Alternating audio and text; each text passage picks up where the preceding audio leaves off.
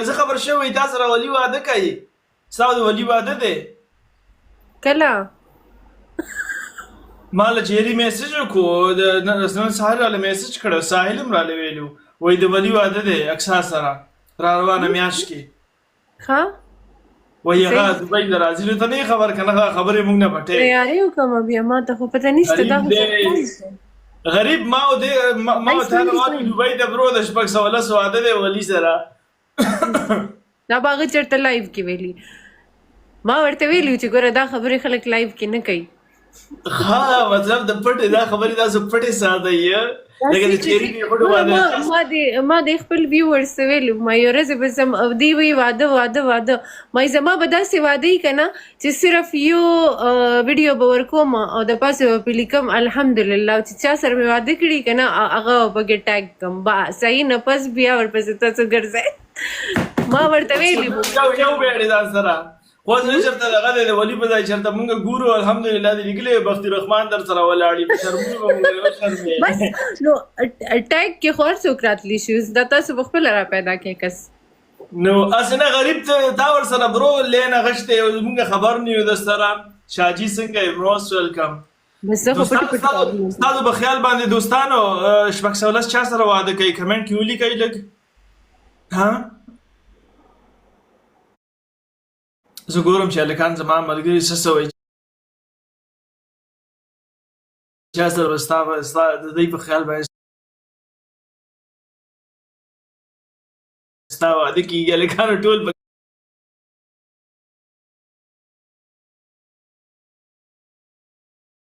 کمنټ کې ولیکئ چا سره چا سره دی یو ټیم زیرا دي کنه سه بل ډور هغه به پیچلی څوک چا سره هغه به پیچلی څوک چې دې کې جمال کم دی غریب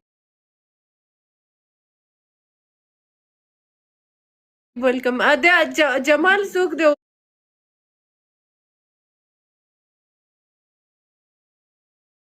کمال څوک دی دغه کنه ته خو نه پوهېږي ستا دپاره به دواړه یو ځای ده برو Thank you حبیب ټرمپ سره کمال جمال ګلچاحت سره دوستانو ګلچاحت سره خو نشته هغې ځان نه کټ کړی دی تاسو کومې خبرې کوئ کینډیډیټس ډېر دي یا کینډیډیټس ډېر زیات دي سایلنټ سره داود شاه سره وایي که داود شاه سره د دویم واده وکړو د علي شان هغه الریډي کړی ما یو ویډیو د ښځې کتلی وه ښځې وی داود شاه تا دا موبایلونه ولې بند کړي دي تا دا دویمه ښځه ولې کړې ده رښتیا او دا مخکې ورځو کې راغلی وه یو ویډیو که نه یاره شپږ سوه لس کې یو سړي باندې پېښه شوي چې د هغه دویمه ښځه وي او ښځه وي مطلب الریډي او ته یې دویمه ښځه شي ژوند به دې ورسره تېرېږي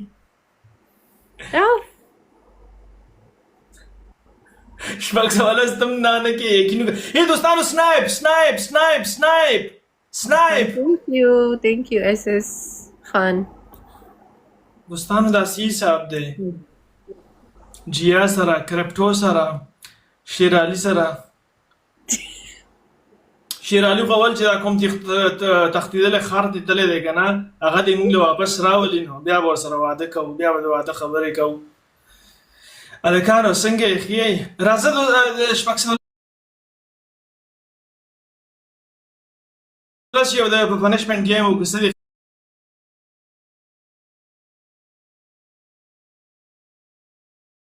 خیال دی صحیح ده راځه ګایز ډبل ټاپ